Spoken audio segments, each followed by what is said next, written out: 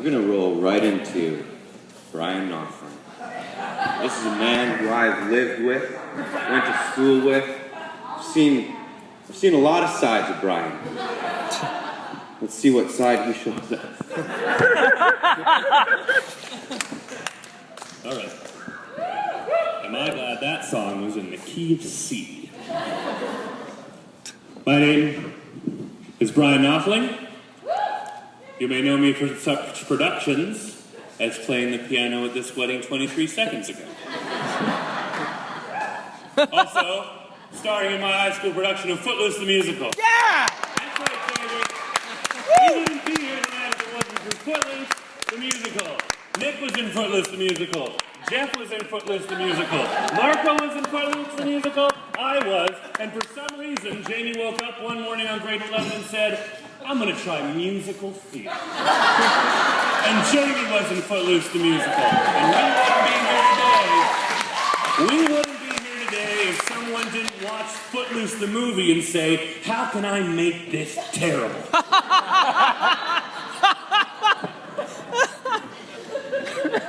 All right. Rielle was also in Footloose the Musical, actually. She starred in it, as did I.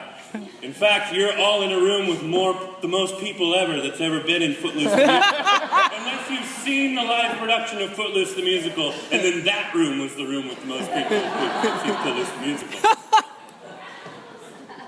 Rielle decided to go to UVic after Jamie and her met. And so Jamie was like, I should go to UVic too. And then I had nothing to do because I was baking donuts at Safeway. And I was like, I want to go to UVic too.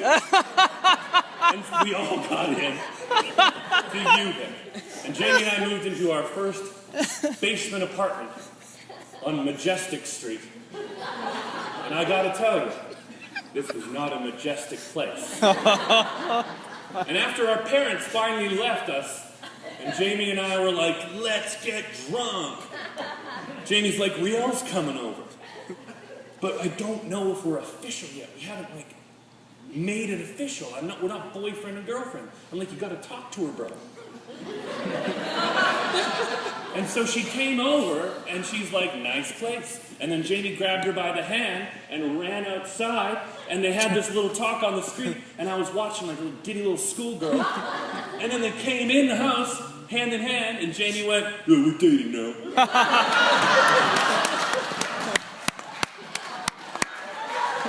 And then here we are, right?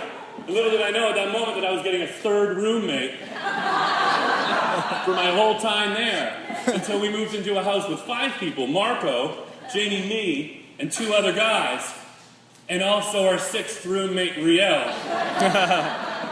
And it was at that house that I thought that their relationship may come to an end, because there was an incident one night.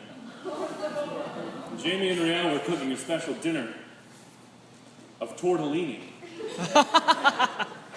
And we were all in the house, and it was an anniversary or something, and they were done cooking the tortellini, and Jamie was supposed to put olive oil on it, but instead he put Sunlight soap on all the tortellini. And I've never heard someone catch more shit in my life. And he loved her so much that he was washing every individual tortellini off in the sink. But because it's Sunlight soap, he had a handful of soap, and he was doing this. And we didn't know how it ended up, because we all scattered to another part of the house. But they were dating still the next day, so it must have worked out.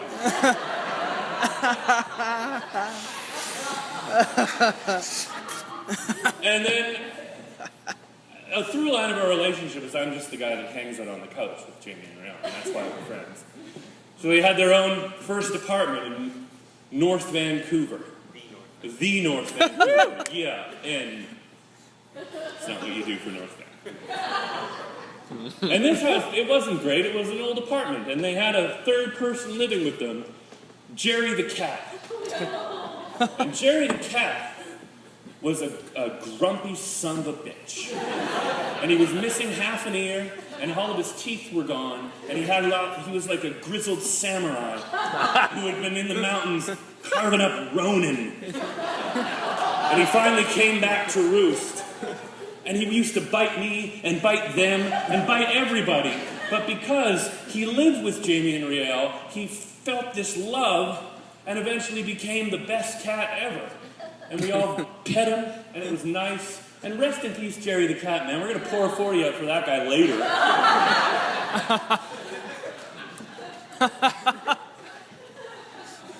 So, I've known these guys since the beginning.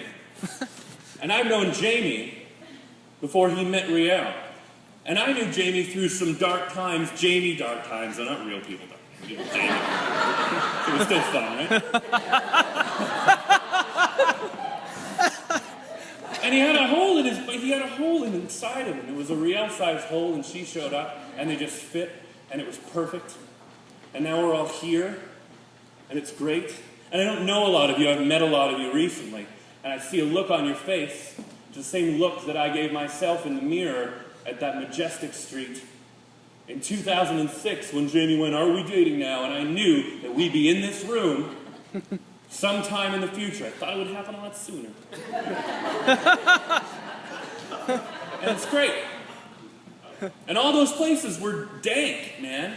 You saw them from outside, you'd be like, there's 30 people that live on the ground in that place. They're terrible. But because these two were there, and because I was there with them, it was home. And it was full of love, and it was perfect. And now look, guys, I promised them I'd do a down bit at the end of this speech, because I want it. I'm not a religious guy. I don't do anything like that, but I don't throw words around like this much. But I consider myself blessed for having even been able to be a witness to a love like this and be a part of it in my life. I think it has made me better, and I think we're all here because it makes us all feel good and safe and warm and happy. And I love them. They're my best friends, and I hope that I can keep just sitting on their couch and playing video games and watching movies, and they never ask me to leave. So I'm going to get my beer because we're about to get real turned. We're going to celebrate tonight, everyone. So everyone put your glasses over the air.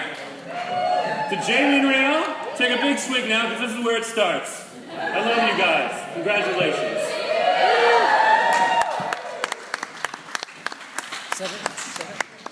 Bryan Nothling, everyone.